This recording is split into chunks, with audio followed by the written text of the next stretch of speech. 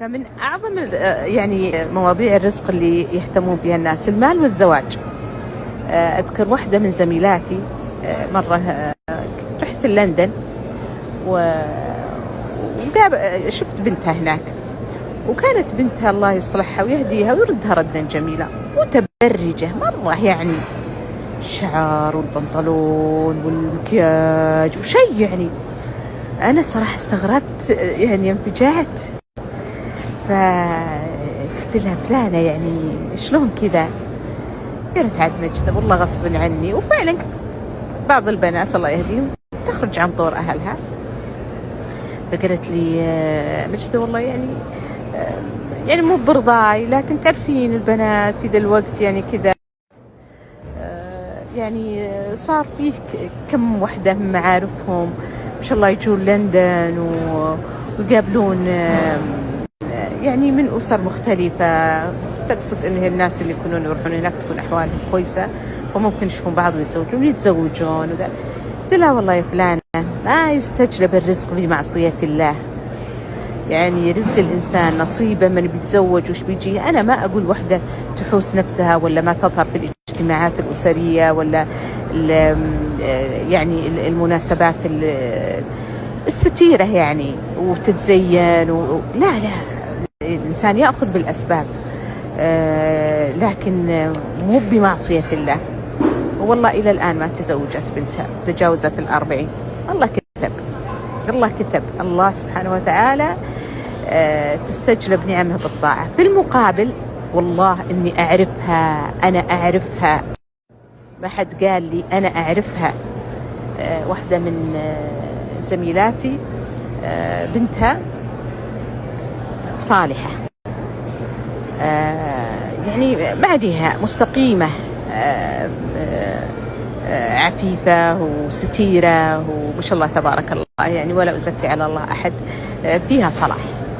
البنت هذه شافت شخصية مشهورة في الخليج، يعني شاب ورجل أعمال وفيه خير، من دولة خليجية، يعني حتى مي من نفس ديرتها، يعني هي من نفس البلد. فصارت تقول لخواتها وأمها أنا أدعي الله أن هذا الشخص يجي يخطبني، ما فيه أي قواسم اجتماعية، يعني ما يعرفون بعض، يعني ما أدري شلون أقول لكم، يعني لا من نفس البلد ولا من نفس العمل ولا من نفس القبيلة،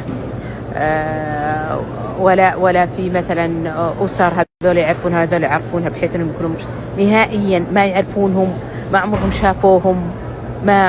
شافوهم، بمعنى ما عمرهم شافوهم، ما يعرفون أصلا اسمهم، ما يعرفون أنهم موجودين.